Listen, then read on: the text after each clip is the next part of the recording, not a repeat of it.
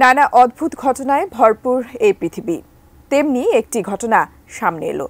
পূর্ব এশিয়ার একটি দেশের মানুষ নিজ ইচ্ছায় যেতে চায় কারাগারে। যে কারাগার তৈরি করা হয়েছে কুখ্যাত সব অপরাধীর জন্য, সেখানেই কিনা যেতে চান তারা। কিন্তু কেন, সে খবরই জানাচ্ছেন শেখ ফরিদ। জাপানে প্রবীণদের একাকিত্ব সমস্যা দিনকে দিন বেড়েই চলেছে, যা জাপান সরকারের জন্য একটি গভীর উদ্বেগের বিষয় হয়ে উঠেছে। দেশটির বৃদ্ধ জনগণের মধ্যে বেশিরভাগই একাকিত্ব ও আর্থিক সংকটের মুখোমুখি। এমন পরিস্থিতিতে জাপানের কিছু প্রবীণ মানুষ নিজেদের একমাত্র আশ্রয় হিসেবে কারাগারকে বেছে নিচ্ছেন। বিশেষত তোচিকি নারীদের কারাগারে বৃদ্ধ বন্দীর সংখ্যা দ্রুত বাড়ছে।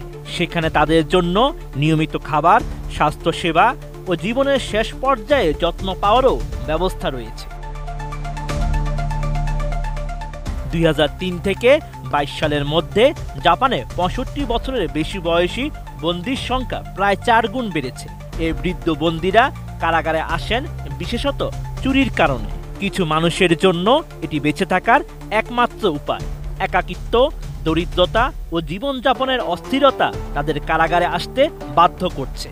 অনেকে ইচ্ছাকৃতভাবে অপরাধ করে কারাগারে যান, কারণ সেখানে তারা খাদ্য, স্বাস্থ্যসেবা ও মনোভাবগত সহায়তা পায়।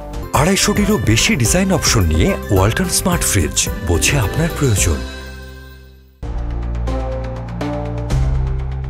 জাপানে 65 বছরের বেশি বয়সী 20% মানুষ দারিদ্র্যের মধ্যে বাস করছে। প্রবীণ বয়সে প্রয়োজনীয় সহায়তা ও সুস্থ জীবনযাপন ব্যবস্থা পাওয়ার পরও অনেকেই পরিবার বা সমাজে সঠিক সহানুভূতি না পাওয়ায় একাকিত্ব ও হতাশায় ভুগছেন। এমন পরিস্থিতি থেকে মুক্তি পাওয়ার জন্য বিভিন্ন উদ্যোগ নিয়েছে জাপান সরকার।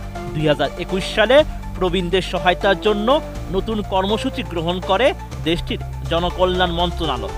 এতে বন্দীদের মুক্তি পাওয়ার পর তাদের সামাজিক পুনর্বাসন ও পরিচর্যার দিকে মনোযোগ দেয় মন্ত্রণালয়টি। তবে প্রবীণদের সংখ্যা দ্রুতই বাড়ছে, তাই সরকারি উদ্যোগ যথেষ্ট হবে কিনা তা নিয়ে সংশয় রয়েই গেছে।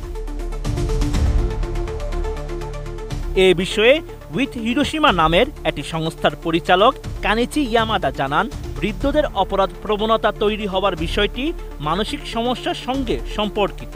এর সাথে আর্থিক কোনো সম্পর্ক নেই। বৃদ্ধরা অনেক বেশি বিচ্ছিন্ন হয়ে যাচ্ছেন, তারা একাকিত্ব সহ্য করতে পারছেন না।